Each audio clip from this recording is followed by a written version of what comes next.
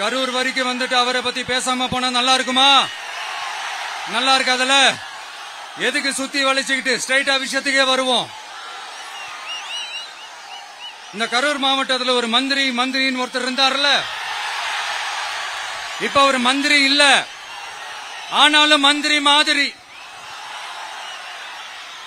நான் யாருன்னு உங்களுக்கு சொல்லிதான் தெரியணுமா என்ன? ஒரு க்ளூ ஒண்ணு கொடுக்கலாமா? பாட்டிலுக்கு 10 ரூபா, பாட்டிலுக்கு 10 ரூபா, பாட்டிலுக்கு 10 ரூபா, பாட்டிலுக்கு 10 ரூபா, பாட்டிலுக்கு 10 ரூபா, பாட்டிலுக்கு 10 ரூபா, பாட்டிலுக்கு 10 ரூபா, பாட்டிலுக்கு 10 ரூபா. இப்ப ரீசெண்டா கரூர்ல ஒரு விழா ஒண்ணு நடத்தினாங்களே, அது என்னப்பா 30 பேர் விழாவா? 30 விழா, சாரிப்பா கன்ஃபியூஸ் ஆயிட்டேன்.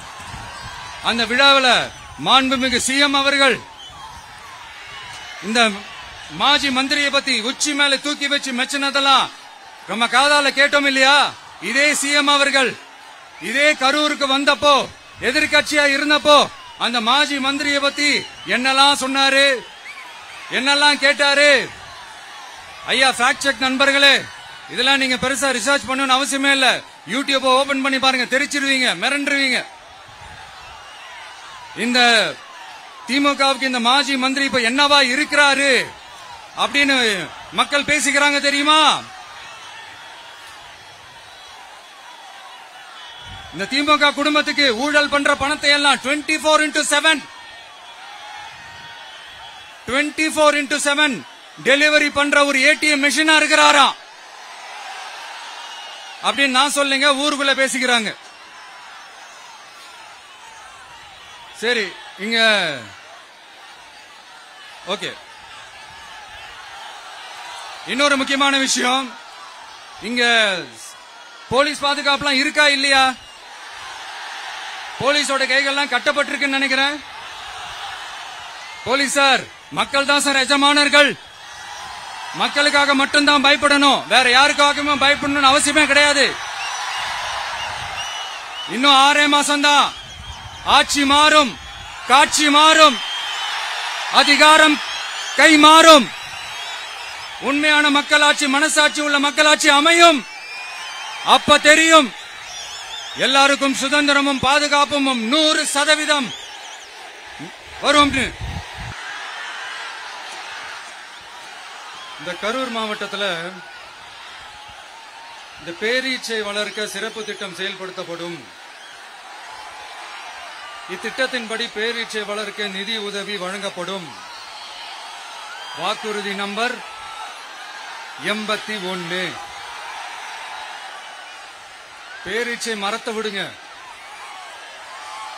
அட்லீஸ்ட் இந்த பேரீச்சை விதையாச்சும் கண்ணில் காட்டினாங்களா? துபாய் குறுக்கு சந்து கதை தான்.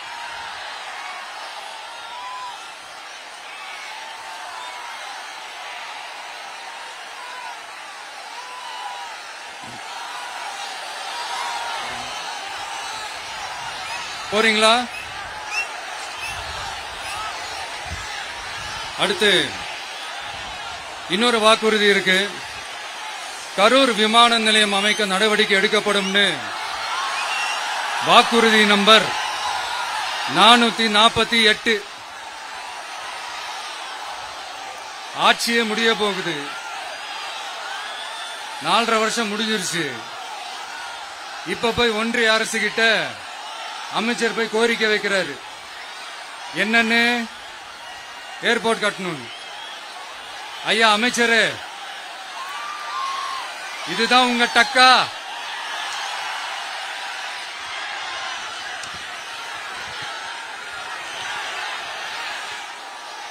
கரூர்ல விமான நிலையம் வந்தா போறீங்களா சார்? போயிடுங்க. அதான் கேட்டேன், அப்பவே கேட்டேன், போயிடுங்க. நண்பா கொஞ்சம் வழி விட்டுருங்க. நண்பா கொஞ்சம் வழி விட்டுருங்க.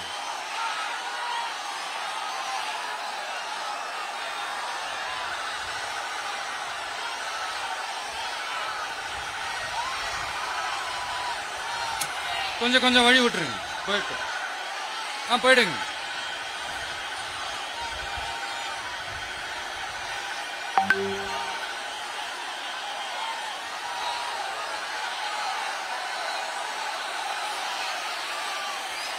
Super super super.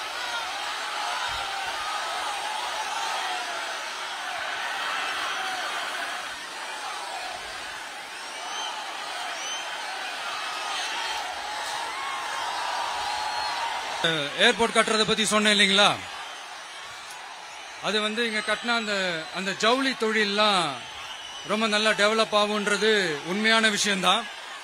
But at the same time இந்த பரந்தூர் மாதிரியே இந்த மக்கள் பாதிக்காத வண்ணம் அந்த இடங்களா பார்த்து அந்த ஏர்போர்ட் கட்டினா இன்னும் நல்லா இருக்கும். அப்புறம் நம்ம கரூர் பிரச்சனைக்கு வருவோம். இந்த மணல் கொள்ளை தாங்க கரூரோட தீராத தலைவலி. மணல் கொள்ளை கரூரை வறண்ட மாவட்டமாக்கிட்டது மட்டும் இல்லாம சட்டவிரோத கல் குவாரிகள் கரூரின் கனிம வளத்தை அழிச்சுக்கிட்டு இருக்கு. இதுக்கு காரணம் யாரு? சிஎம் சார் 11 மணிக்கு பதவி ஏத்துக்கிட்டா 11:05 மணல் கொள்ளை அடிக்கலாம்னு ஓபனா சொன்னவங்க தானே உங்க ஆளுங்க. 2026 மணல் கொள்ளை அடிக்கிறவங்க கிட்ட இருந்து அதுல வர்ற பணத்தை வச்சு தமிழ்நாட்டு மக்களை விலைக்கு வாங்கிடலாம்னு கனவு காண்றவங்க கிட்ட இருந்து நம்ம காவிரி தாய்க்கும் கரூருக்கும் விடுதலை வேண்டுமா வேண்டாமா? கிடைக்கும், கவலைப்படாதீங்க. தமிழ்நாட்டின் 3வது பெரிய ஏரி இங்க இருக்கிற பஞ்சப்பட்டி ஏரி. அதோட பரப்பு 1000 ஏக்கருக்கு மேல. அந்த ஏரி நல்லா இருந்தா விவசாயம் செழிப்பா இருக்கும். விவசாயம் செழிப்பா இருந்தா மொத்தமா பல லட்சம் குடும்பம் சந்தோஷமா இருக்கும். ஆனா பல வருஷமா அது சீரமைக்காம அதுக்கு தண்ணி வர்ற வழிகளை சரி செய்யாம போட்டு வச்சிருக்கிறாங்க இந்த ஆட்சி செய்யறவங்க. நம்ம ஆட்சி, அதாவது உங்க ஆட்சி வரும் அன்னைக்கு இந்த பஞ்சப்பட்டி ஏரிக்கு உயிர் வரும். உங்க முகத்தில் நிம்மதி சந்தோஷம் எல்லாம் திரும்ப வரும். ஜவுளி தொழில் கரூர் நகரை வளர்த்தெடுக்குது. இருந்தாலும் மக்கள் பாதிக்காத வண்ணம் ஜவுளி தொழிற்சாலைகள் இருந்து வெளியேறிய கழிவுகளை சுத்திகரிக்க அறிவியல் பூர்வமான நடவடிக்கைகள் எந்த அரசும் எடுக்கவே இல்லை என்ற கவலை மக்கள் கிட்ட இருக்கு. இதை தீர்க்கக்கூடிய பிரச்சனைகள் எல்லாம் அலசி ஆராய்ந்து உண்மையாகவே நாம அவற்றை முன்னெடுப்போம். இப்ப நான் ஒரு விஷயத்தை பத்தி முன்னாடியே பேசலாம்னு சொன்னேன்ல, இப்ப அந்த விஷயத்துக்கு வருவோம். இப்போ கரூர்ல வழி விட்டுருங்க அகைன். அப்ப நம்ம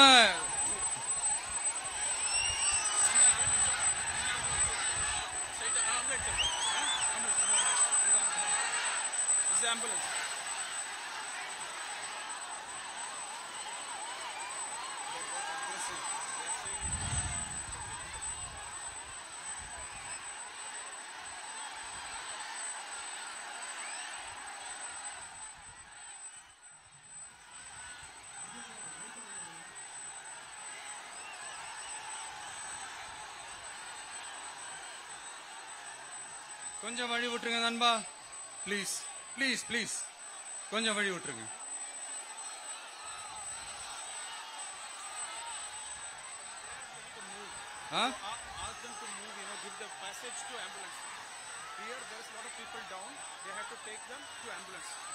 கொஞ்சம் அந்த வழி விட்டீங்கன்னா அந்த ஆம்புலன்ஸுக்கு அவங்களை கூட்டிட்டு போகணும்.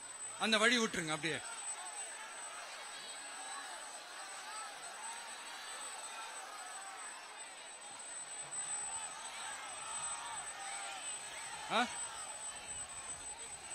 ஓகே,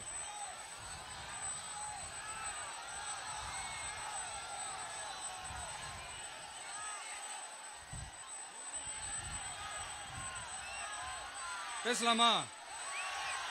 கண்டினியூ பண்ணலாமா?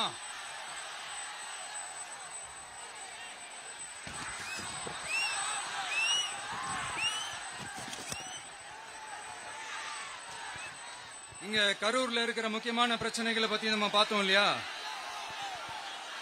இன்னொரு முக்கியமான பிரச்சனைக்கு காரணமா இருக்கிற ஒருத்தரை பத்தி நம்ம பேசாம போனா நல்லாவா இருக்கும்?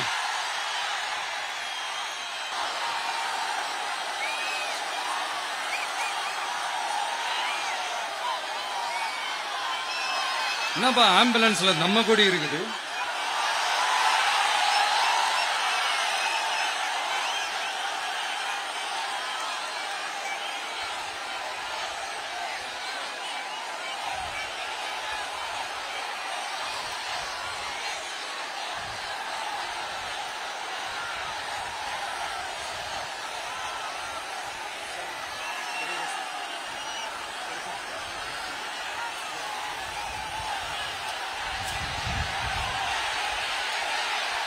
என்னாச்சு?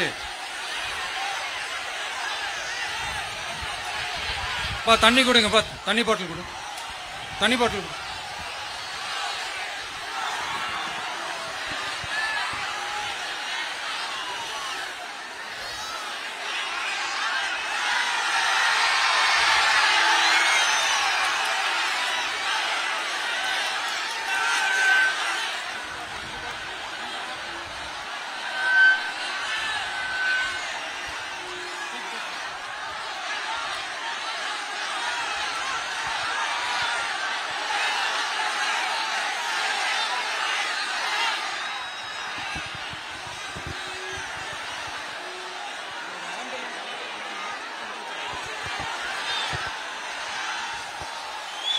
ஜெகதீஷ்,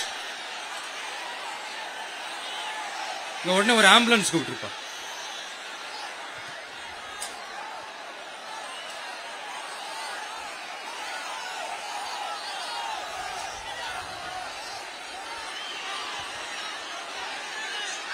என்ன சொல்றான்?